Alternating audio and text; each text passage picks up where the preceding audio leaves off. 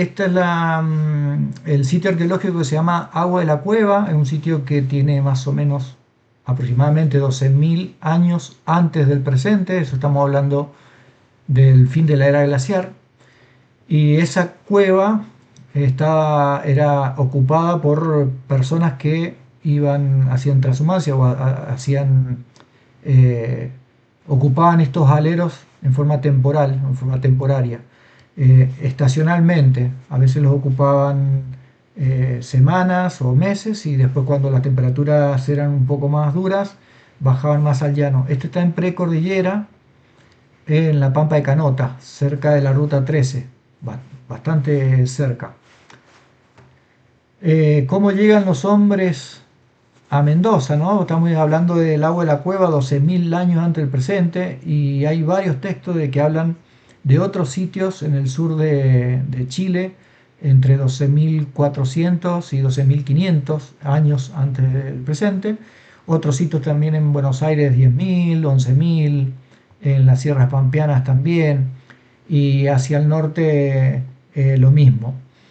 Eh, pero bueno, ¿de dónde vienen? Hay varias teorías. Algunas teorías dicen de que vienen del Pacífico, los primeros habitantes no, ingresaron por el Pacífico en canoas, otros fueron por la Antártida, vía Antártida, hacia el sur del continente americano, y otras teorías dicen que se ingresó por el norte, por el estrecho de Bering. Esto es por un puente que se hizo, un puente después del derretimiento de los glaciares, el fin de la era glaciar, y se habla de una oleada o una ola de migración de entre 20 y 30.000 años y otra oleada de migración de los inferior a los 20.000 años, ¿no? Siempre hablamos antes de la actualidad. Ahí el hielo se derritió, se fue derritiendo y fue conformando ese paso de tierra por el cual podían ingresar los habitantes, las personas, digo. Esto surgió una, lo que decía, 22.000 años y otra 18.000 años antes del presente. Pero antes de eso, bueno, los hombres, o por lo menos el Homo sapiens, que surge en el centro de África hace unos 300, 200.000 años, y después se empieza a expandir, una cuestión natural del hombre, se va expandiendo, va conquistando o va buscando nuevos territorios para cazar y para recolectar frutos, y después se empieza a desparramar por todos los continentes, ¿no? A ir no sé si la palabra conquistar, pero sí ir ocupando, mejor dicho, todos los continentes. Cuando llega a Europa ahí se encuentra con los neandertales, bueno, y hay toda unas teorías que son bastante interesantes porque el neandertal tiene una capacidad eh, cerebral o intelectual más grande, es más dúctil, digamos, más habilidoso, y el neandertal es más grande en su cuerpo, en su fisionomía. Se dicen que eran como superhombres, hombres bastante fuertes, rápidos, musculosos, que podían levantar mucho peso, y grandotes, tanto hombres y mujeres, ¿no? Cuando digo hombre me refiero a la especie, no solamente al género, no al género. Y al ser bastante grandes, los neandertales eh, tuvieron vínculos con las mujeres y con los hombres Homo sapiens, lo que generó una mezcla ahí de especies y bueno, había mucho fallecimiento porque el neandertal en la caja torácica de la mujer Homo sapiens, que es una caja torácica más chica, sufrían bastantes abortos al nacimiento o durante o la gestación por ser bebés mucho más grandes que los de los Homo sapiens. Entonces, bueno, hay bastantes teorías ahí que son bastante interesantes para ir escuchando y aprendiendo, ¿no? Entonces, bueno, estos se vienen desde África, cruzan por Asia, no buscando, ¿no es cierto?, llegar a América, sino ir colonizando o ir descubriendo territorios, apropiándose o aprovechando la existencia de animales para ir cazándolos y comiendo. Entonces, una vez que llegan por el estrecho de Bering, se empiezan a desplegar hacia el sur de América, hacia América del Sur, y hay algunas teorías de que las más las más conocidas, digamos, las más aprobadas, es la de que se extienden o se van expandiendo por la costa pacífica, llegando rápidamente al sur. Eh, Imaginémonos que las primeras oleadas, les decía que entraron hace 20.000 años antes del presente y llegaron hace 12.500. Hay algunos sitios que tienen 12.500, o sea, casi 8.000 años caminando eh, por la costa hasta llegar hasta nuestros lugares, ¿no? Y otras teorías, ¿no es cierto? Otros lugares también conocidos que fueron expandiéndose hacia el este, o no está mal utilizar la palabra expandir, sino ir ocupando los territorios del este, también cazando y recolectando sus productos.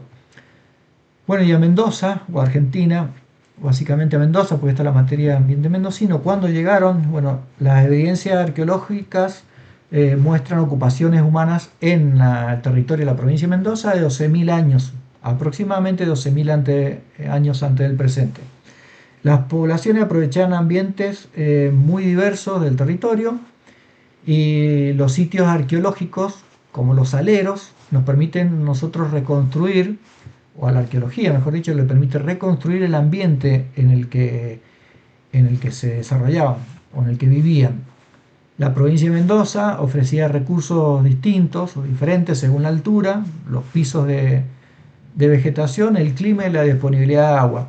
Cuando hablamos de 12.000 años, estamos hablando del fin de la era glacial, por lo tanto había un aumento de las temperaturas, un clima más benigno, y ese aumento de la temperatura conllevaba un derretimiento de los ambientes glaciares y los ambientes periglaciares. Por lo tanto, grandes volúmenes de agua descendían hacia el este, provocando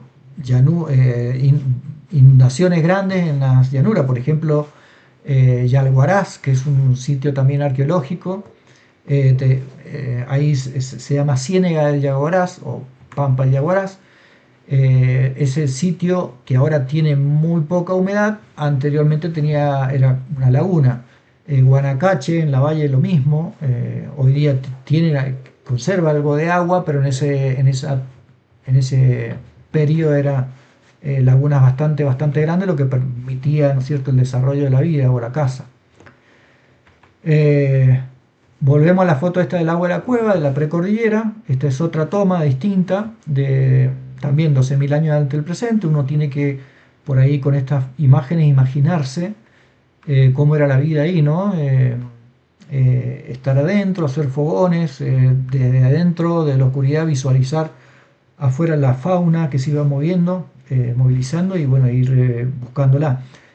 También comían cactus, unos penachos, que eso tiene un valor proteico similar a la carne, eran bastante proteicos.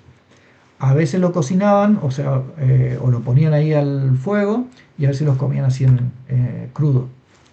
Los primeros cazadores-recolectores son grupos con alta movilidad y desplazamiento estacional, lo que les decía recién, y cazaban animales, recolectaban frutos y semillas, aprovechando los recursos, y los campamentos que hacían eran temporarios, campamentos cuando se los permitía la estación del año. Hacia el sur habían campamentos con palos y con toldos de pieles de guanaco, ¿no? Y eh, cuando habían condiciones, digamos, ambientales como aleros, se abrigaban, o sea, se ponían en esos lugares. Otro sitio arqueológico también muy interesante, la Cueva del Indio, en San Rafael, también tiene alrededor de 12.000, entre 12.000 y 11.000 años antes del presente. Y lo interesante de esto, es una cueva bastante profunda, lo interesante de esto es que ahí se encontraron restos de mamíferos grandes, o sea, la megafauna que existía, que nosotros vemos en eh, los distintos mapas paleontológicos de Mendoza. Esa megafauna existía en esa época, bueno, y había ahí huesos de esos animales junto con otros, con guanacos, aves, ñandúes, huevos, ñandú y cáscaras. ¿Cómo vivían? Bueno, se alimentaban, la alimentación estaba basada en la caza, la recolección y la pesca. y fabricaban utensilios. Estos utensilios fueron hallados en los sitios Agua del Jahuel, perdón, sitio Agua del Jahuel 2 y Agua del Jahuel 3, que eso es un sitio en precordillera, es un sitio muy bonito, son dos aleros rocosos que están justo o casi enfrente de Agua del Jahuel, a unos 700, 800 metros del Agua del Jahuel, por lo tanto les permitía a ellos observar cuando venían los animales a beber agua y meterse por las quebradas y correrlos. Lo importante de esto también, o quiero agregarle, que no cazaban cualquier guanaco, por ejemplo, o cualquier animal, o cualquier ñandú, sino que ellos observaban y a través de la observación y el conocimiento del ambiente, ellos cazaban los animales más viejos, más longevos, los que ya no estaban en periodo de reproducción. No iban contra los chulenguitos, ni contra las hembras, ni contra hembras embarazadas, ni contra machos, sino que iban con los animales más viejos. Entonces de ahí obtenían las pieles y la carne para alimentarse. Y este conocimiento del ambiente les facilitaba la recuperación de la fauna, ¿no? Y también de la flora, porque con la flora hacían algo similar. Las puntas de flechas, eso fue hallado ahí en Agua del Jahuel. Esto es el alero rocoso que está en Agua del Jahuel. Esto también tiene una ocupación de aproximadamente 3.800 años antes del presente y después fue incluso hasta periodos actuales de la época de la llegada del Imperio Inca, también había ocupación o rastros de ocupación. Eso que está ahí es un arbolito y ese es el espejo de agua. Y por acá, ahí cerquita, pasa en la actualidad la ruta provincial 21 que lleva al puesto de alojamiento. Esto está aproximadamente unos 7 kilómetros de la ruta 52, la que vaya a Villavicencio. Acá está Uspallata y una ruta pasa por acá que va a Villavicencio y después se abre en una ruta que se llama ruta provincial 21. Bueno, a 6 kilómetros se encuentra esto. Y también muy cercano a las pinturas, los pictogramas y las pinturas rupestres que hay ahí en Tunduqueral, en ese lugar. Bueno, este alero es bastante grande, deben entrar entre unas 5, 6, 7 personas más o menos, y tiene una profundidad de unos 4 o 5 metros,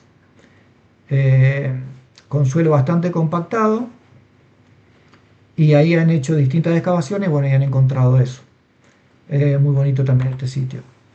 ¿Qué recursos obtenían de la naturaleza? Bueno, primero y principal el agua, ¿no? El agua es el elemento que nos da vida a todos. Después a través de la construcción de flechas con las rocas que encontraban en los lugares, se ha encontrado en ese sitio obsidiana y en otros lugares también se ha encontrado obsidiana, que es una roca que proviene del departamento de San Carlos.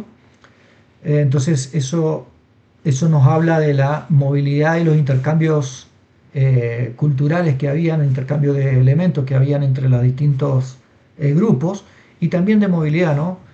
Semillas de algarrobo también se encontró ahí, este ambiente de altura, precordillera, 2.600, 2.500 metros sobre el nivel del mar, y el algarrobo se da a una altura inferior a 700 metros sobre el nivel del mar. Así que también implicaba una movilidad de este a oeste. También se encuentran huesos de ñandú, huesos de guanaco y otra especie más. Estos son los recursos con los que ellos contaban, más un montón más. Estos son los que uno va conociendo. Esto es molle, en teoría es molle.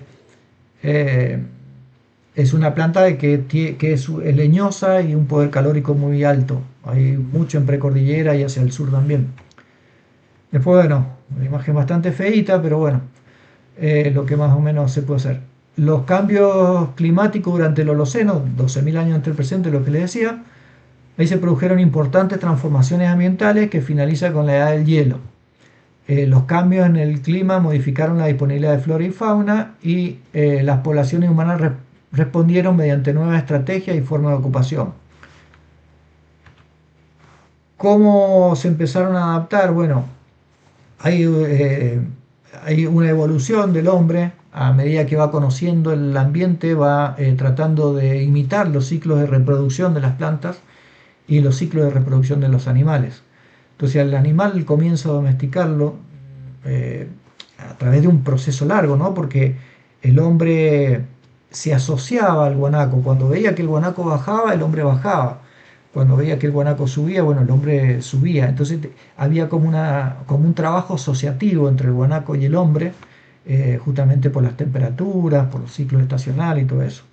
Y lo mismo con la reproducción de plantas. Entonces, al intentar imitar la naturaleza, el hombre supo de que podía acopiar alimentos, comenzó a plantar, a generar sistemas de riego, como en el caso de los huarpes, y este posibilitó la expansión de la población. Ya no se hablaba o no se habla de grupos de 6, 7, 8, 10, 12 cazadores recolectores que van de un lado a otro, sino que se hablan de poblaciones bastante más grandes, entre 30 a 40 sujetos, individuos, nucleados por familias, ¿no?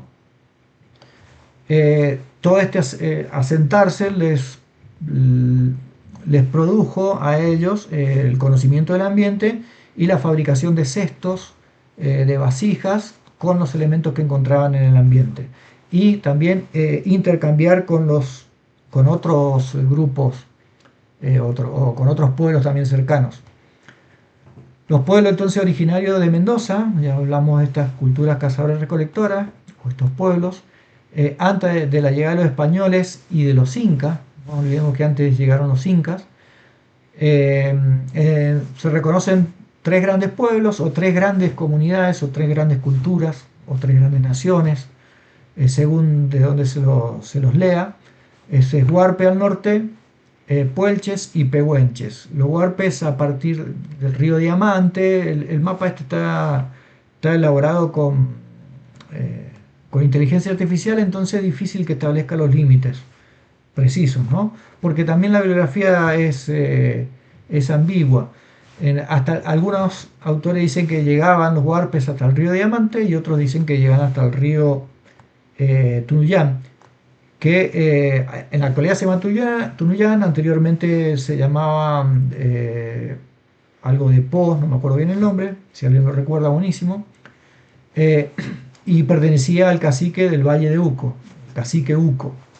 Así está como el cacique Cacheuta y otros caciques, el cacique Huemayeño y otros caciques que habitaron la provincia. Y después hacia el sur los pehuelches más hacia el este y los pehuenches más hacia la montaña.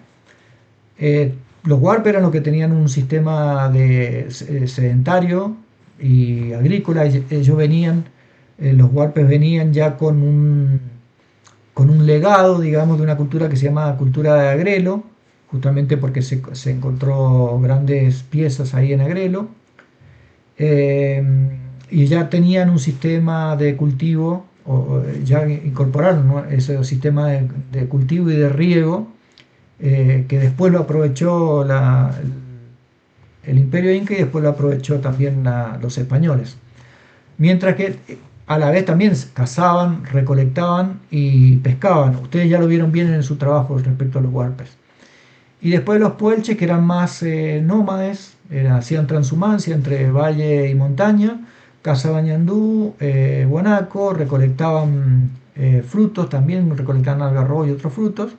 Y los pehuenches lo mismo y recolectaban el grupo del pehuen, que de ahí se hacen distintos alimentos, harinas y bebidas. Ahí en el dibujo del mapa sale asociado un caballo. El caballo lo incorpora después, en el siglo más o menos XV, cuando llegan los españoles al continente americano, tanto a Chile como a Argentina. En ese entonces era territorio nada más, habitado por ellos.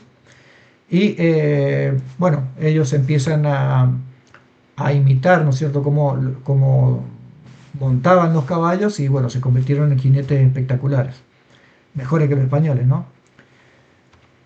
Bueno, la vestimenta más que nada y algunas cuestiones de ahí. Las tres culturas o los tres pueblos tenían materiales en común en confección de vestimenta, que eran cuero de guanaco, fibras vegetales de junco y de totora y lana en los pehuenches desde épocas históricas, utilizaron lanas, pero anteriormente utilizaban los mapuches, utilizaban tejidos que son grandes tejedores de hecho, y hacían poncho y otros abrigos y indumentaria con estos tejidos, no con lanas. Eh, una vincha, un vestido de fibra vegetales, sandalias en la parte de Guanacache, porque recordemos que los huarpes estaban asentados en Guanacache, pero también estaban en Barrancas, también estaban en el Valle de Uco, y también estaban en el Valle de Jaura, se llama, y después en Uspallata, habían importantes asentamientos de poblaciones huarpes. Cada uno con diferentes temperaturas, entonces adecuaban los recursos, los bienes naturales que existían para su vestimenta y su alimentación. Ellos aprovecharon el agua mediante canales y acequias y practicaban la pesca, la recolección, como les decía, construían viviendas semisubterráneas en algunos lugares, sino con materiales de la zona como barro y coirón, y en los lugares de montaña más de roca. Después los puelches se vestían ya con quillango, que se llama, que es de cuero de guanaco, el pelo hacia adentro, ¿no? Porque es más abrigadito en invierno, en verano se lo sacaban. Eh, Usaban bota de cuero, también usaban sandalias. Las botas de cuero no son como salen en la imagen, le vuelvo a decir que por ahí la inteligencia artificial tiene esa cuestión de que adapta las cuestiones a la actualidad. Esas botas están buenísimas para salir un sábado, no sé, están re buenas.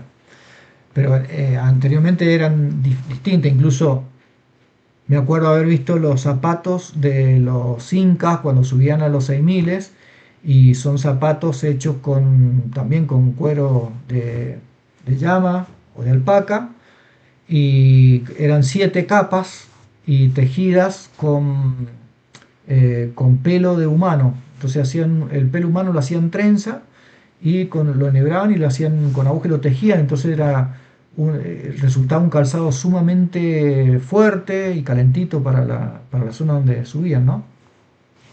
Bueno, los puelches, su nombre proviene del mapudungún, puelche o puelche, y significa gente del este. Fueron un conjunto de pueblos nómades que habitaban las regiones de la Patagonia, la región de la Pampeana de Argentina y los valles cordilleranos de Chile. Recuerden de que estamos hablando en tiempos donde todavía no se había creado el Estado ni de Argentina ni de Chile y todavía no aparecía el virreinato del Río de la Plata, sino que eran ellos los habitantes de todo este vasto territorio. Solo los nombres se dan para localizarlos en la actualidad, pero no eran que existían. Son preexistentes al Estado, ¿no? El término fue acuñado originalmente por los mapuches para distinguir a las parcialidades étnicas que vivían hacia el este de la cordillera de los Andes. Y su dieta se basaba principalmente en la caza de grandes animales como el guanaco, el ñandú, y utilizaban el arco, las flechas, las boleadoras. También recolectaban semillas, como les decía recién. Los pehuenches, lo mismo, una vestimenta similar, pero fíjense también que tienen unos bordados o algunas guardas que hacían los tejedores para darle color o para darle una impronta o una identidad cultural. Su nombre de los pehuenches, su nombre proviene del mapudungún también y significa gente del pehuen, porque comían el fruto del pehuen, en referencia a esa íntima relación con la araucaria, que es un árbol milenario y sagrado. Habitaban las zonas cordilleranas de la Patagonia, distribuido en ambos lados de la cordillera de los Andes y el sudeste de la Argentina. La economía también era de subsistencia tradicional y giraba en torno a la recolección del piñón, con el que elaboraban harinas, pan y algunas bebidas. Y originalmente estos pueblos eran cazadores-recolectores y se trasladaban en forma estacional en la transhumancia. Esto es, digamos, lo que, lo que estamos contando de los pueblos originarios, que en la actualidad existen, ¿no? Quiero hacer esta aclaración. Existen los pehuenches, existen los puelches y existen los huarpes. Comunidades que están que desde la época del siglo, desde que llegaron los españoles al continente americano, fueron conquistando territorios, los españoles, ¿no? Para para sus haciendas y producir capitales para explotar, para exportarlos o para saquearlos, mejor dicho, y llevarlos a España. Eh, y han ido atacando, han ido tratando de hacerlos desaparecer. De hecho, la campaña al desierto en Argentina y la pacificación de la Araucanía en Chile, después del siglo XV, ¿no? Cuando ya, en el, digo, de 1800, cuando ya comienza el Estado-Nación. De hecho, esas dos teorías o actividades políticas del Estado Nacional argentino y del Estado Nacional chileno fueron para apropiarse de las tierras, correrlos de las tierras, reducirlos a los pueblos y, bueno, y quedarse con todo eso y sacarle sus tierras y sacar sus productos. Expandieron así la agricultura y la ganadería para llevar todas estas cuestiones a España. Al igual que los utilizaban a los cautivos, los utilizaban para, eh, para encomienda, para la hacienda, para la mita, para las minerías, bueno, y todo lo que hacía como actividad económica, ¿no? Todo el territorio de Mendoza y la mayoría de los territorios del oeste argentino, ¿no? Se articulan en base a los ríos, a la fuente de vida que es el agua. Los ríos fueron los ejes de vida y organización de todo el territorio. Entonces tenemos el río Mendoza, en cada uno de los ríos y en cada lugar donde se podía asentar los pueblos, lo hacían. El río Mendoza, río Tunuyán, Diamante, Atuel, el Malargüe y el Colorado, bueno, el que va hacia el sur. Los oasis mendocinos se relacionan históricamente con este manejo del recurso agua. ¿Y cómo veían ellos cuál era la relación que tenían con la montaña? Porque hasta ahora todos hemos hablado de que vivían en relación estrecha con la montaña, en los aleros, ¿no? Transitando de un lugar a otro, yendo desde el este del Pacífico hacia el Atlántico, digo, haciendo intercambio. Entonces, los huarpes tenían una deidad o una entidad espiritual que se relacionaba con la montaña, que se llamaba Unuk-War, y es mencionada en fuentes coloniales como una divinidad superior que habitaba la cordillera. Se le realizaban ofrendas de maíz, chicha y pluma. Algunas fuentes señalan que los muertos eran orientados hacia la cordillera en relación con esta creencia. Entonces, Unuk-War era la deidad huarpe y habitaba ahí o era ahí de la montaña. Estos homenajes o estas ofrendas también se dan en prácticamente toda la cordillera de los Andes, con los apus sagrados y todas esas ofrendas. Desde el norte hacia el sur está presente en todos lados. Los pehuenches, también los puelches, tenían una deidad que se llamaba Niguén, no me sale bien el nombre, pero bueno, son espíritus o dueños de los elementos y lugares de la naturaleza. En la cosmovisión pehuenche existen Neguén asociados a montañas, volcanes, ríos y lagunas y bosques, y la montaña posee su propio Nehuen o fuerza, la propia fuerza que le daba.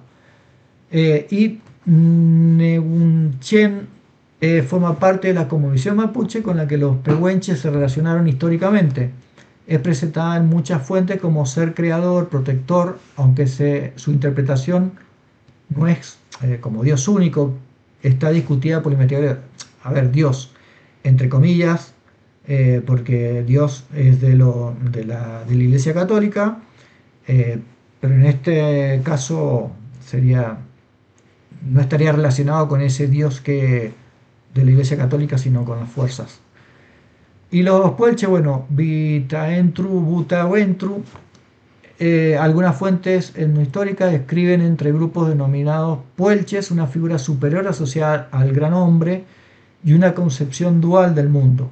Pero las denominaciones puelche abarcan grupos diferentes, por lo que hay que ser prudente en estas generalizaciones. Todos hablan de la energía que tiene la naturaleza y su relación. De hecho, los mapuches entendían de que el ser humano cuando estaba en el vientre ya estaba en relación con la naturaleza, ya estaba designado por la naturaleza para ser. Y por eso se le ponía el nombre antes. Nosotros también lo hacemos, pero antes de su nacimiento ya había un hecho en la naturaleza, el vuelo de un águila, el trinar de un pájaro, el estruendo de un río, un sismo, una luna llena. O sea, ya había un elemento de la naturaleza que le iba a indicar la fuerza con la que iba a vivir luego ese bebé o sí, ese bebito, ¿no? Así que están muy, muy relacionados ahí con la naturaleza.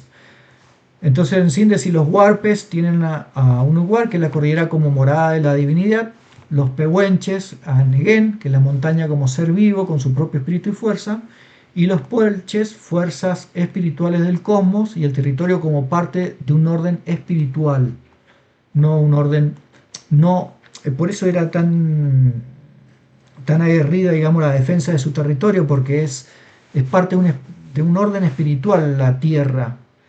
No es un bien económico por el cual hay que explotarlo, no es una garantía de propiedad privada o una propiedad privada a la cual tenemos que lucrar, sino era un bien o era parte de un orden espiritual en donde los seres humanos estamos íntegramente vinculados a ese orden. Entonces, ¿cómo conocemos a estos pueblos? Bueno, a través de los registros arqueológicos, los materiales y los sitios que visitamos, las pinturas y grabados, las crónicas de viajeros, los relatos de pueblos y bueno, y la fuente histórica y relatos de cronistas. Por ahí las guerras, creo que esto lo mencionamos la otra vez, las guerras las escriben los que ganan, pero siempre hay documentos por ahí interesantes para rescatar y obtener. Más o menos en el siglo XV, ya llegamos a esta época, 1500, llega el imperio inca, ¿no es cierto? Se va expandiendo porque cada uno de los tupacos, de los incas que llegaban al trono tenían que, durante su reinado, expandir su frontera. Entonces algunos lo hicieron hacia el norte, ya cuando no quedó tanto territorio hacia el norte lo hicieron hacia el este, y bueno, tocó ir hacia el sur. Entonces al siglo XV más o menos llega los incas 1420, 1450, llegan los incas al territorio de Mendoza, llegan hasta el norte, aparentemente, pero hay estudios recientes de que indica de que en la laguna del Diamante hay algunas construcciones, varias construcciones, no algunas, creo que eran 27 construcciones que implican un conocimiento astronómico o un lugar de conocimiento y de registro del movimiento del cielo, ¿no? Por lo tanto, es más hacia el sur de la ruta 7 que se cree. Y también hay algunas construcciones hasta más o menos Malargüe que tienen características edilicias a lo que hacían los incas hacia el norte. Por lo tanto, se cree también que podrían haber llegado hasta Malargüe. ¿Qué pasa y cuál teoría también suena fuerte? Es que cuando el Inca, que fue el primero que quiso, el Inca dominó prácticamente a todos los pueblos de la cordillera de los Andes, del norte hacia el sur, hasta que llegó al Biobío, donde se encontró con los mapuches. Los mapuches no era un imperio, los mapuches no tenían una sola cabeza y una estructura piramidal, digamos, a su alrededor, sino que eran distintos grupos familiares, distintos núcleos de comunidades que cada uno tenían este sentimiento espiritual hacia la tierra, por lo tanto la defendían. Y cuando se agrupaban, designaban, no era un jefe por herencia directa de un hermano o de un hijo, sino que era un jefe guerrero eh, elegido por su fuerza, digamos. Entonces, no era que se elegía, sino que había una como competencia de fuerzas y esas cuestiones. Y cada grupo familiar representaba su clan, tampoco quiero decir clan, pero representaba su grupo. Esos grupos iban a una comunidad superior, esa comunidad superior a otra instancia superior, y ahí se decidían en discusiones qué es lo que hacer. Cuando todos se unían y los ataques eran coordinados, porque aprendieron también a defenderse con estos avances, nada, obligaron a los incas a llegar hasta Biobío y se fueron hacia el norte de nuevo. Así que también, bueno, A la altura de, ahí de Malargüe hay alguna evidencia, algunos registros. ¿Qué es lo que dejaron en Mendoza? Bueno, el espacio de circulación, comunicación y control territorial intensificado, el intercambio de productos. Ahí Mendoza se incorpora, o el norte de Mendoza se incorpora al Tahuantinsuyo, que es el Collasuyo. Y también se incorporan elementos de la cosmovisión religiosa andina junto con prácticas rituales vinculadas a montañas, volcanes y lugares de altura. Tenemos el enterratorio del Cerro Pirámide ahí en Aconcagua, tenemos los lugares de adoración ahí eh, en Horcones, la estructura, el edificio ahí construido en la cumbre del Cerro Penitente, a unos metros del Cerro Penitente, de la cumbre, y después tenemos el Ranchillo, después tenemos Tambillos, Yalguaraz, y después hacia el norte para San Juan, un montón también de asentamientos, y todo el eje que articulaba este camino, que era el Capamñán. Con la llegada de los incas en el siglo XV, permitió a la cultura huarpe, que fue la que más relación tuvo con ellos, relación o sometimiento, intercambiar productos con los pueblos de Aguita del norte, y bueno, con todos los lugares que habían ido conquistando los incas. Por eso la cerámica huarpe empieza a adquirir otro valor estético, con guardas de colores y usar otros pigmentos en sus vestimentas y incorporar ya a la llama eh, como un animal doméstico, pero para producir y dar la cuota al imperio. Anteriormente se tenía, pero no con ese fin. Ahora había que darle la cuota, digamos, al imperio de todo lo que se producía. Ahí aparece también la quinoa y todos los otros cultivos que nosotros vimos en la valle, que decíamos como la llama, si nosotros acá tenemos guanaco, qué pasa con la quinoa, si la quinoa es más del norte, bueno, entonces todos esos elementos culturales incaicos aparecen con los huarpes, con este avance. ¿Y qué elementos estructurantes o qué elementos encontramos en el territorio? Bueno, primero lo que le decía recién, el Tahuantinsuyo, que viene de acá del asentamiento de Yalguaraz, es la Pampa de Yalguaraz o la Ciénega de Yalguaraz. Si bien fue un sitio importante inca, de asentamiento inca, 6.000 años antes del presente también hubo ocupaciones. Y en la orilla del río Tigre, donde se quiere explotar el proyecto San Jorge, también hay registros de 4.000 años aproximadamente, donde ahí habían culturas que usaban esos aleros, ¿no? Y después, bueno, el Parque Arqueológico de Tambillos, Tambillos, que es Ranchillos, otros Tambillos acá, Polvareas, Penitente, Puente de Inca y sigue hacia Upayata. Hacia Chile, digo. Acá en Ranchillos, esta es la ruta, la 149 y esta es la 7, no sigue tal cual la 7, sino que desde Ranchillos, la cascada de Ranchillos, sale así en diagonal. De hecho, si ustedes lo ven en el Google Maps, lo van a poder ver, al parque arqueológico de Tambillos. Esto es Ranchillo. Y bueno, esta es una estructura que hacían los incas. Acá hacia un poquito más hacia arriba, digamos, por acá pasaría el río. Y estas son las estructuras, los lugares comunes, las habitaciones, los lugares donde trabajaban y todo eso. Y este sería el Capamián. Este camino se extiende hasta Tambillo y de Tambillo pasa por Yalguaraz. Y este también es una estructura de los incas bastante conservada. Luego de eso llegan los españoles.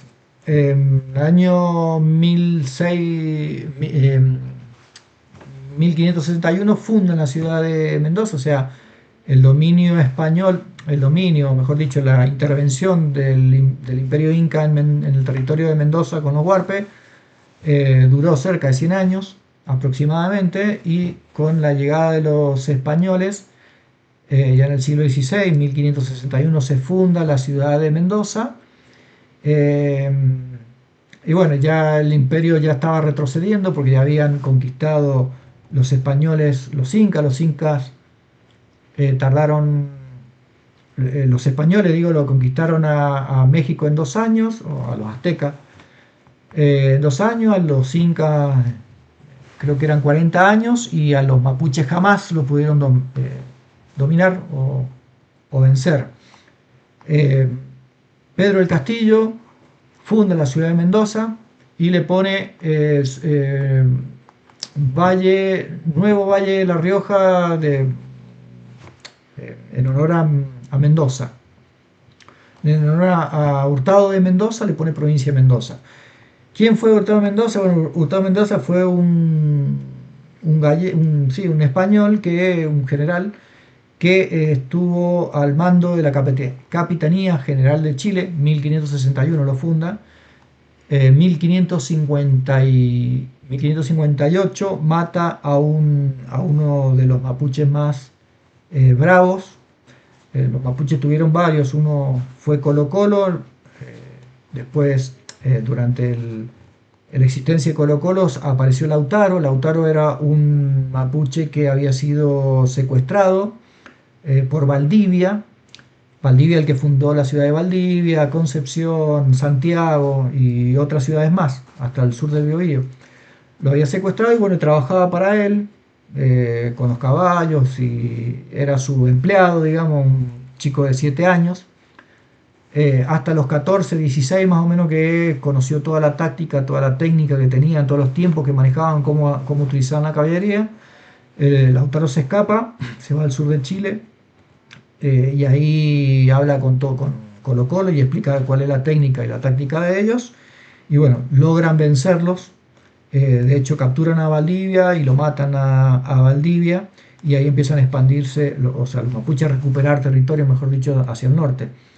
Después aparece otra figura que se llama Hualicán, creo que era algo así, no me acuerdo bien el nombre, pero era también un mapuche muy fuerte, al cual Hurtado de Mendoza lo atrapa y para darle una señal a todos los mapuches y que no combatan, le corta las manos, le amputa las manos y él vuelve a su territorio, ¿no? A los mapuches, y en lugar de ser una víctima, él lo toma eso como una fortaleza y se coloca con cueros, cuchillos, esos cuchillos para despostar, cuchillos largos, más o menos como sería en la actualidad Wolverine, una cosa así, pero cuchillos, y con esos cuchillos sale a combatir de nuevo. Entonces los españoles realmente se asustaron porque decían, nosotros quisimos que se asusten y los que se habían asustado somos ellos porque con lo que tengan ellos van a pelear. Así que bueno, también los vencen hasta que al final lo capturan y lo matan en una plaza como muestra de su poderío, ¿no? A este señor, por este señor tenemos nosotros el nombre de provincia de Mendoza. La colonización modificó profundamente las relaciones entre sociedad, territorio y recursos, ya que había un sometimiento de los pueblos de los huarpes y también había una extracción de recursos hacia el gobierno de España. Bueno, algo así si quieren, esto va a quedar grabado, así que ahí tienen algo de bibliografía para ir buscando y leyendo. Esta es una foto de Agua del Jahuel, que la sacamos ahora en invierno, hace poco que fuimos. Y bueno, eso, o sea, la cueva, desde la cueva se ve ese lugar, en precordillera. Y para cerrar, los primeros habitantes de Mendoza no ocuparon simplemente un espacio. Para ellos y también para mí, la montaña no es una barrera, sino un espacio de vida, circulación, obtención de bienes y construcción de significados culturales. Bueno, hasta ahí llega la cuestión de hoy. ¿Y por qué llega hasta ahí? Porque a partir de la llegada de los españoles, Mendoza cambia su visión y empieza a mirar hacia el este. Creo que en algún momento yo se los dije esto. A mirar hacia el este, y el ser urbano, el ser humano, el ser urbano, empieza a relacionarse con la tierra para cultivar, dándole la espalda a la montaña. Entonces, hasta la llegada de los españoles había una relación estrecha e íntima con la montaña y todos sus bienes comunes que producía o que tenía para brindarle a las poblaciones. Y a partir de la llegada de los españoles, la tierra o el uso de la tierra cambia, se transforma en una propiedad privada, no colectiva, y esa propiedad privada empieza a ser explotada y el hombre empieza a mirar, a no mirar la montaña, sino que a mirar directamente la llanura. Así que por eso digo, lo hacemos llegar hasta acá porque si no pierde el eje de la escuela de montaña, digo. Así que bueno, esa era la que teníamos para hoy día. ¿Alguna consulta o aporte? ¿Podéis, alguno sabe alguna cuestión ahí, un datito de color bonito que quiera agregar? Cualquier cosa. Ah, alguien hizo un bizcochuelo. Bueno, ¿qué A les mí me gustó, pareció? a mí me gustó todo lo que dijiste. El tema es fijar todos esos conocimientos, ¿no? Sí, igual queda grabado para que ustedes lo vuelvan a ver. En los apuntes hay síntesis, ¿no? Son síntesis bastante cortas. Pero bueno, todo te lleva o tratamos, ¿no es cierto?, en la materia, tratamos de hacer llevar al que el aprendizaje de ustedes sea de estos contenidos, de esta relación, buenas noches, Valen, de esta relación con la montaña que teníamos, ¿no? Que tenían los pueblos originarios y que nosotros como montañistas también la tenemos. Nosotros no somos, como les digo, seres urbanos que ocasionalmente vamos a la montaña. Nosotros vivimos en la ciudad pensando en la montaña, pensando en ir, qué fin de semana salimos, hay sonda, llueve, truene, cae nieve, lo mismo estamos allá adentro, ¿viste? Tenemos una cuestión espiritual, un vínculo mucho más grande que, digo, que la ciudad. Así que bueno, tratamos de llevar eso. Y estos pequeños aportes, ¿viste? Estas pequeñas charlas por ahí buscan eso, de que a uno movilizarlo por ese lado, ¿viste? Que le vayan eh, llegando la información por ahí. Acá en San Carlos las flechas que se han encontrado, decilo, cierto que te rompió el micrófono. Las flechas que se han encontrado creo que vienen de las ígneas. Sí, sí, son rocas, las obsidianas, son rocas ígneas, ¿ah? Sí, hay, de hecho el cuarzo, la obsidiana son las que mejores se pueden trabajar. El cuarzo es el segundo mineral más duro después del diamante, así que es bastante difícil trabajarlo, pero la obsidiana es más fácil de trabajar o de chenquear. Chenquear se llama ese proceso de pegarle a la roca con otro raspador o con otra roca e ir armándola. Una, una, una técnica es técnica de percusión, ¿no? Golpe a golpe, pero que requiere mucha paciencia. ¿Cuántas rocas rotas o cuántas flechas rotas y después agarras otra y volvés y así? Había tiempo para hacerlo, naturalmente, y había la exigencia de cazar y recolectar para hacerlo, por eso hacían cuchillos y otras cuestiones.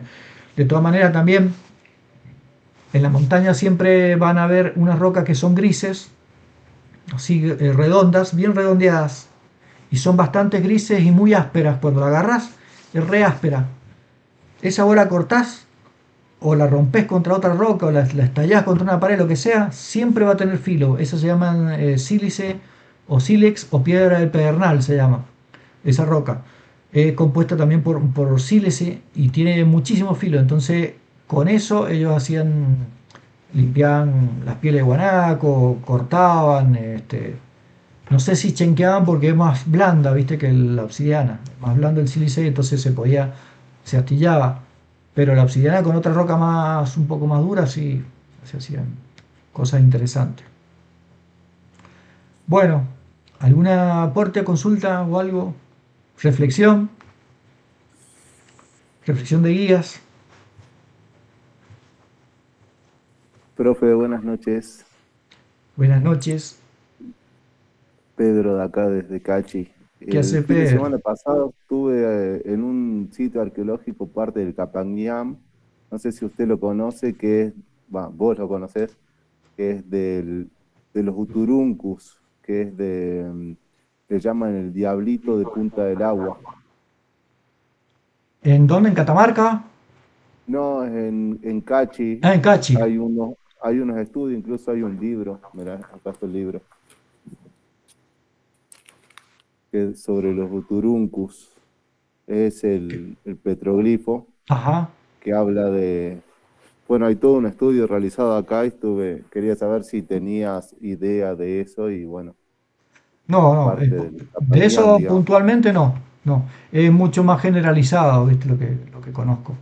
Puntualmente sí me interesa mucho lo que es cultura mapuche, o la nación mapuche me interesa sobremanera, el imperio inca me interesó en un momento, hasta que uno va descubriendo, ¿viste? Otras cosas la cultura del norte, de la que más me apasiona es la chinchorro, que estuvo en el estado en Tarapacá, en Chile, en el norte de Chile, eso es a la altura, al norte de Jujuy, a la altura de Bolivia más o menos.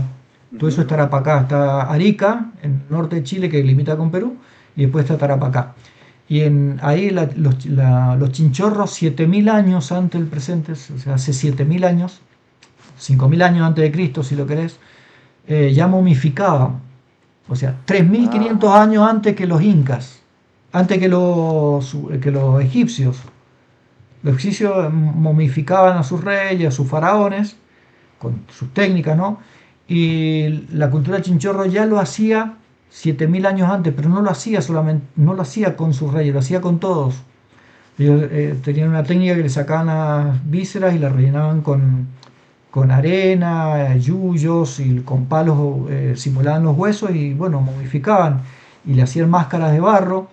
Las primeras máscaras eran marrones, las segundas eran rojas y las terceras son negras.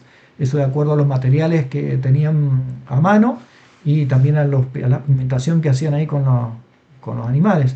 Y eran cazadores eran pescadores, pero recolectaban moluscos del fondo del mar, entonces tenían una capacidad torácica, unos pulmones muy, muy desarrollados. Esto se sabe por los estudios arqueológicos. Entonces eran muy buenos nadadores. Después desaparecieron repentinamente y bueno, está en debate qué es lo que sucedió con ellos. Entonces, bueno, cuando conocí eso me voló la cabeza, me pareció muy loco, ¿viste? Eh, que momificaran a sus muertos, ¿viste?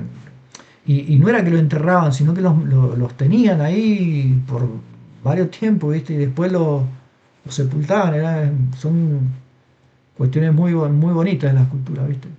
Pero bueno, esa me voy a poner a leer a ver qué tremendo. descubro, a ver qué me atrapa. Bueno, mande material nomás, así vamos leyendo. Bueno, ahí si ustedes entran a academia.edu, se lo escribo acá abajo, después se va a cortar, pero academia.edu. Si entran ahí, hay muchos trabajos de arqueología, bueno, de geografía, de historia, todo lo que son ciencias humanas, está todo metido ahí en academia.edu y hay científicos muy copados, que es de donde sacaron el librito de la llanura de travesía. Ahí yo lo subí para tenerlo ahí a mano. Y en Perfecto. Segemar, si ponen Segemar en Google le va a salir en Segemar todo lo que es geología, todo lo que es geología, geomorfología. Si por ejemplo vas al Nevado de Cachi y querés saber cómo se formó el Nevado de Cachi o qué es lo que está subiendo, qué estoy subiendo, yo una montaña de arena, una montaña de roca, un volcán, qué sé yo, algo paleozoico, algo cenozoico, algo, qué sé yo, mesozoico, bueno, vos entrás a Segemar, ponés geología del Chani, te van a salir 25 trabajos, 30 trabajos, no sé, un montón de trabajos geológicos sobre eso. Lo abrís ahí y te sale primero el área de estudio, a qué se refiere con el mapa geológico, con la toponimia precisa y después todo el estudio geológico que por ahí lo que te sirve, a lo que nos sirve a nosotros, ¿no? Los montañistas, es la primera introducción. La introducción geográfica del lugar, ¿viste? Clima, relieve, clima, vegetación, hidrografía. Y después lo que nos sirve es los primeros estudios cuando te hablan de la edad de la roca o los pliegues y toda esa cuestión.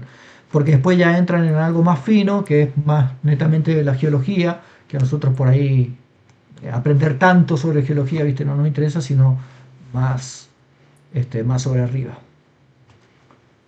Así que bueno, Perfecto, recomiendo muchas esas buena dos páginas. información. Ahí en academia.edu vas a encontrar un montón de trabajos así para ver. Así que bueno, voy a leer y después te paso material. Nico, Ok, buenas noches. perfecto. Hola David, ¿cómo va? Acá David, ¿todo bien? Bien, Mirá, bien. sabés que llegué re tarde, no pude llegar antes. ¿Queda grabado la clase? Sí, sí, sí. Sí, Sí, todas las charlas que hacemos por Meet que resultan así interesantes y yo la grabo y después la subo Ok, ahí para que la puedan repetir, ¿viste? Y que quede, hay que como buenísimo, buenísimo. ¿Y una el charla. material de la tercera unidad lo subís a la plataforma? El No material sé de la si tercera, hiciste algo, la algún unidad 3 sí, trabajo o algo así. de la unidad 3 está Bien, subida la unidad 3. De hecho, hoy día, que esto va a ser mañana, hoy mañana es práctica, hoy mañana es jueves, ¿cierto? Bueno, entre hoy y mañana les voy a subir la unidad 4 y ya arrancamos con la unidad 4 y ya programamos dentro de algunas semanitas, 2 o 3 semanas, no, la semana que viene el presencial, en la semana que viene hablamos sobre bloque San Rafael. La otra semana o la otra ya podemos hacer una charla ahí de la unidad 4 como para así intercambiar y que quede también ahí. Y después la unidad 5 que más son los parques provinciales de Mendoza, parques provinciales y, y privados, público y privado. Y ya ahí cerramos. buenísimo, Nico, muchas Bueno, gracias. no, de nada, chicos. Bueno, algo más. Diablito del Punta del Agua, cordón del Lampacillo, Salta. Gracias. Nico, me quedé con una. ¿Cómo andas, Sebastián? Bien, Seba, El ¿cómo Seba. va? Che, me quedé con una cosita ahí en la cabeza sobre el tema de la descendencia. Por ahí, si seguía habiendo descendencia directa de, de los pueblos originarios. Sí, sí, en el sur, bueno, acá los Huarpes, la comunidad Huarpe es grande ahí en la valle, en Uspallata también, son comunidades grandes, y en el sur los pehuenches y los puelches están todavía acá en Argentina, ¿no? Te hablo de Malargüe y Neuquén, y en el lado de Chile igual, están, de hecho vos vas, todos son mapuches, ¿no? Cada una de las denominaciones es porque son algunos, es como decir nosotros cordobeses, sanjuaninos, que sea puntano, neuquino, nosotros lo diferenciamos por algo, por la división político-administrativa. Ellos lo diferenciaban por su relación con el ambiente o por su relación con la naturaleza. Por ejemplo, los pehuenches porque recolectaban el pehuen, los puelches por sus pueblos del este. Pero sí, hay una, hay una página, una cuenta en YouTube que se llama Lugares que Hablan, que es de un chileno, que es Francisco Saavedra. Y él visita lugares indómitos, digamos, lugares que no son muy conocidos, hace videos, es un presentador de Chile muy bueno, pues es gracioso también para hacer las cosas, pero visita comunidades desde el norte de Chile hacia el sur de Chile, todo. Y bueno, y visitan los lugares de las poblaciones mapuche, ahí vos te enterás de los conflictos que tienen con las escuelas, porque hay muchas escuelas que intentan sacarle el dialecto, ¿no? La lengua, el mapudungún, para seguir con este proceso de tratar de hacerlo desaparecer. En Mendoza, en el año 2021, Alfredo Cornejo sacó una ley a través del Congreso, de la Cámara, ¿no? Y que encima los legisladores lo votaron, diciendo de que en el sur de Mendoza no había mapuche. Es una estupidez más grande porque sabemos de que las cartas topográficas, la mayoría son en lengua mapuche. De hecho, Malargüe es un término mapuche. Entonces, decir los territorios que se habitan y se nombran quedan y perduran en el tiempo. Entonces, no puedes decir que no hubieron mapuche cuando el lugar se llama Malargüe, que viene de la lengua mapuche. Entonces, y eso es porque hay interés ahí detrás. Y en el sur de Chile pasa lo mismo, y pasó históricamente siempre lo mismo. De hecho, decirle araucanos, porque por ahí nosotros se nos mezcla en la cabeza los pampas en Argentina o los araucanos en Chile, es desnombrarlo, o sea, desnombrarlo para no reconocerlo. Por ejemplo, yo a Tobías, a Tobías Martínez, que justo lo leí, a Tobías yo le digo, che, Francisco Martínez, entonces, no, yo soy Tobías. Bueno, Francisco, entonces yo lo estoy despersonalizando, yo no lo estoy reconociendo con su nombre, y su nombre es su identidad. por donde vaya por la calle le dicen, Tobía, y él se da vuelta y él sabe que es y se siente, ¿viste? Pues yo soy Tobía, en el barrio yo soy Tobía, no soy ni Francisco, ni...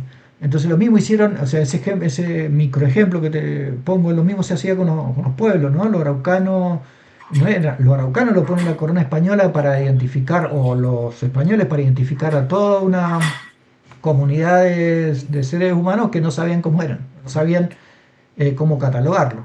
Entonces de esa forma lo despersonalizan, le sacan la cultura, le sacan la identidad. Es mapuche, su idioma es mapudungún, tienen tejido, tienen una relación estrecha con la naturaleza. Lo mismo con los distintos pueblos, con Huarpe o con los pueblos que se te ocurra, siempre ha pasado de la misma forma.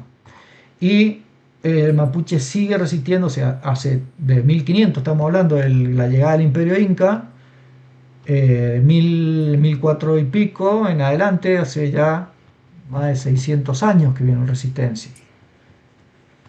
Y fue el único, Sí. el único pueblo que le ganó, o la única nación que le ganó a la corona española, que era la potencia mundial. Entonces, eso de que tenés que tener armas y, bueno, y poder económico como para vencer, y hasta ahí, ¿viste? Porque ellos siguieron resistiendo. No lo vencieron, pero siguen resistiendo. Y siguen con su cultura. Por eso, volviendo a tu pregunta, pues por ahí yo me voy por las ramas, pues son temas, ¿viste? Que me gustan tanto que me voy. Y nada. No, pero en realidad es como que se habla mucho de por ahí, lo que pasa es que por ahí nosotros lo que escuchamos es lo que los medios reproducen y no en realidad porque nosotros no vamos al lugar de la fuente y escuchamos las dos campanas, como quien Claro. dice. Esta cuestión de despersonalizar también tiene mucho que ver con cómo se plantea esto dentro de un esquema social. Voy a decir, bueno, los diputados votaron, pero probablemente ninguno de esos diputados se acercó o conoce verdaderamente cómo es la parte profunda de todo esto. Lo que por ahí se escucha, por ahí a la distancia, es el conflicto que existe entre mapuches y los dueños o los supuestos dueños de la tierra, pero no... Pero no se cuenta todo el trasfondo o verdaderamente se le da importancia, en realidad se lo despersonaliza por cuestiones más económicas o cuestiones más de otro índole, ¿no? Debe haber intereses económicos, Claro, intereses claro, sí. de poder que por ahí en realidad ese discurso no llega verdaderamente a nosotros, a Claro, los simples mortales, ¿no? claro. Al, a- Por eso, al- por eso es digamos, la táctica discursiva o el relato siempre se construye para Doña María, Doña Juana, ¿viste? Para la gente que te va a debatir en una despensa, en un almacén, te va a decir, no, los mapuches nunca existieron, claro, porque lo escucha en la televisión, porque la televisión es un grupo concentrado, un monopolio que responde a intereses económicos. Y ese interés económico está detrás de esa despersonalización o esa quita o lo que sea de los recursos. Lo hacen ahora y lo hicieron en la época de la conquista española, con los periódicos, con la narrativa que decían. De hecho decían, para que el español promedio diga que son bárbaros, lo mismo que han dicho siempre, ¿no? Pero que son bárbaros, decían que los mapuches bebían su bebida del cráneo de los muertos, o sea, el cráneo de Valdivia que habían matado, lo sacaban, lo pelaban y de ahí bebían sus bebidas. Eso no existe, no existió nunca. Pero en las crónicas, si uno por ahí busca las crónicas ahí de los españoles y lees algo, realmente, viste, te alteran porque sí, no existió, no es así, no fue así. Y por el otro lado es que escuchar todas las voces, viste, que son distintas. Acá también había un coronel que se llamaba Villegas en la campaña del desierto. El relato, el título se titula, digamos, y le llamaban salvajes. Entonces, así no me acuerdo si era de pregunta o de interrogación. No, de interrogación. Y le llamaban salvajes, decían. Entonces empezaba a leer la crónica del general Villegas y cuando va hacia el sur, y bueno,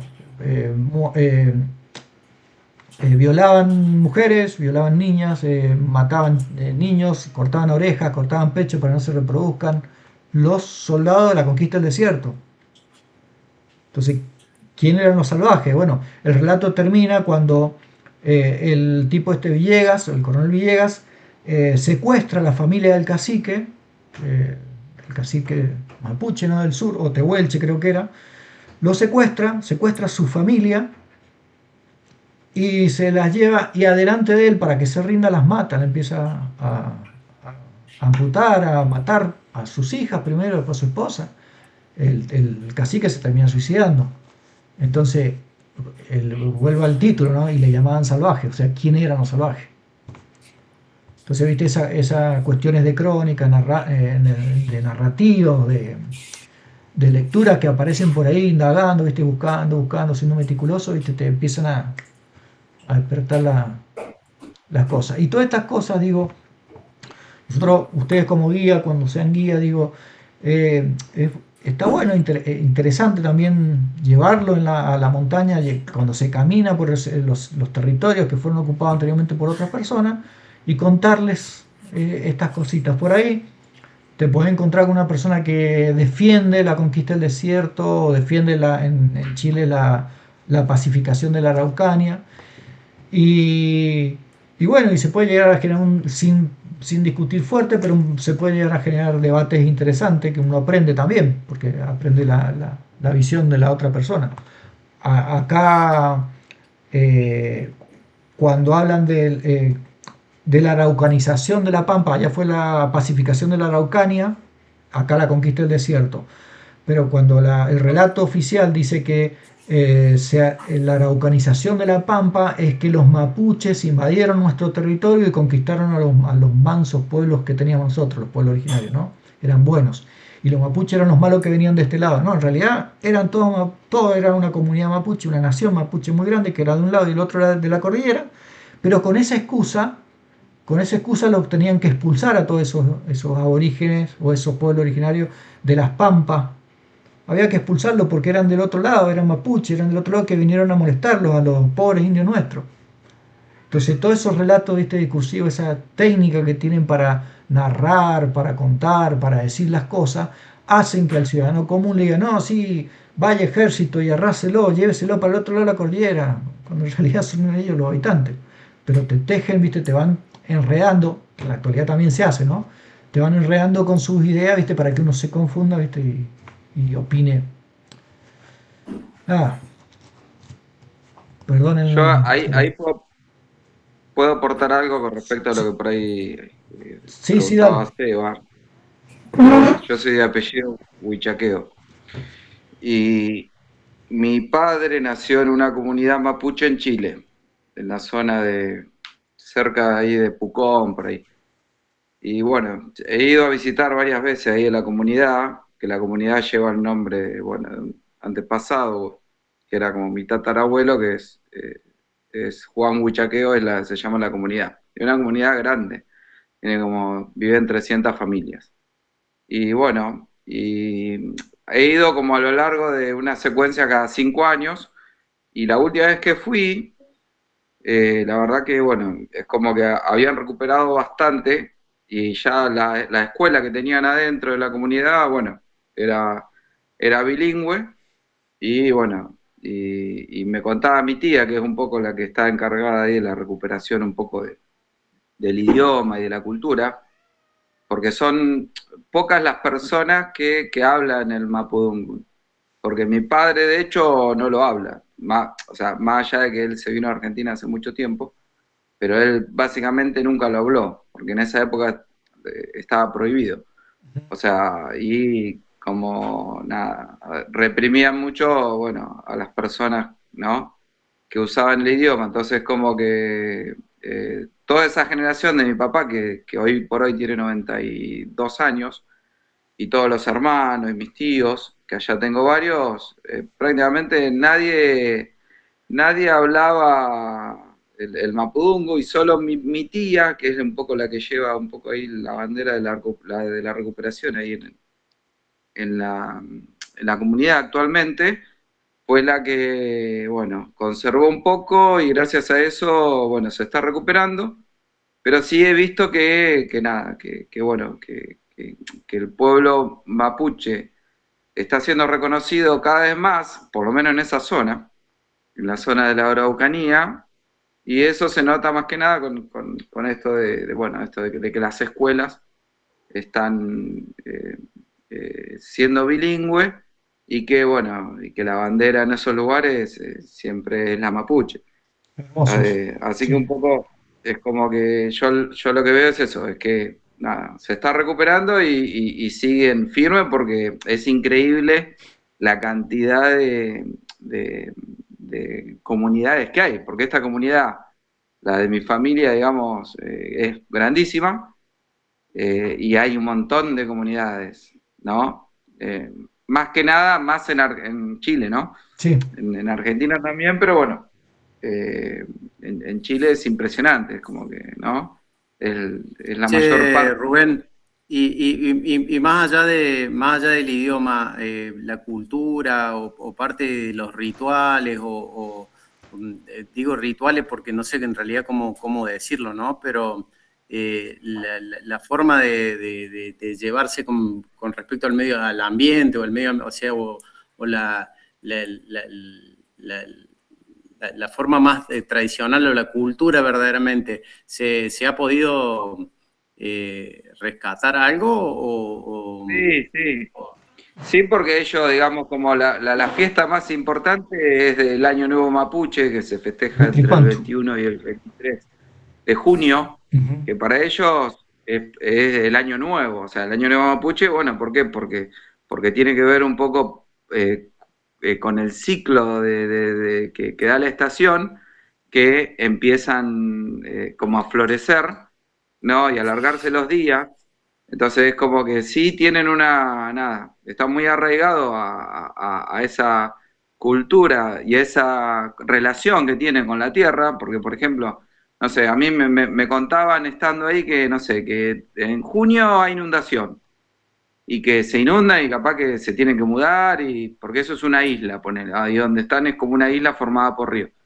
Y lo ven bien a eso, ¿por qué? Porque a través de la inundación, después los suelos son fértiles. Y como ahí todos tienen un pedazo de tierra, ¿no? Ahí cada familia tiene un pedazo de tierra que por ahí no es muy grande, pero que mi familia ahí, no sé, capaz que tiene 3 hectáreas, sí, la directa. Entonces como que todavía viven de la tierra, entonces lo ven bien y no tienen, digamos, como, bueno, esa relación por ahí, o sea, como la que tenemos nosotros, ¿no? De cómo vemos al ambiente, básicamente, ¿no? Pero por supuesto que bueno, que hay mucha gente nueva, digamos, jóvenes, bueno, yo ahora hace como 5 años que no voy, así que no sé cómo estarán actualmente, pero bueno, hubo una recuperación con respecto a décadas anteriores, que fue significativa. A eso me quería referir más que nada. Vos sabés que en realidad tiene que ver un poco en toda esa zona, en la zona de Mallines y eso, se siembra antes de que caiga la nevada, porque en realidad la semilla queda ya en la tierra, nieva, y después cuando se descongela o cuando se derrite esa nieve, ya tiene el suelo y tiene las condiciones para que germine esa semilla. O sea, se siembra antes, que en realidad debe tener que ver un poco con eso, ¿no? En todo el sur se siembra mucho antes de que nieve, para que la semilla quede ya en el suelo. Y ahora del Capaz septiembre. que, sí, Bueno, Bueno, gracias sí. Rubén. Impresionante No, no, tu narrativa. Es una narrativa, ¿viste? Es una experiencia. sí. Y ahí, Muy, y otra cosa con respecto ahí que me acordé, con respecto a los nombres, porque mi apellido, por ejemplo, tiene un significado que es sí. hombre aguerrido. Ajá. Entonces, bueno, que bueno, un poco me hiciste acordar a la historia que cuentan los familiares, ¿no? Claro, porque después le empezaron a poner Rodríguez, Pérez, poner Lautaro Rodríguez, qué sé yo, Pérez. Entonces esa era una forma de quitarle la pertenencia. Digo, todas las estrategias que utilizaron y siguen utilizando, ¿no? Porque esto no es que pasó y ya no pasa. Todas las estrategias que utilizaron con ellos se siguen utilizando y eran para despersonalizarlo. O sea, ya eran Rodríguez, no sé, Lautaro es el único nombre que se me viene, pero Lautaro Rodríguez, quizá que sea como vos, Huichaqueo, o otro apellido que tiene relación así con la naturaleza, con un evento, ¿no?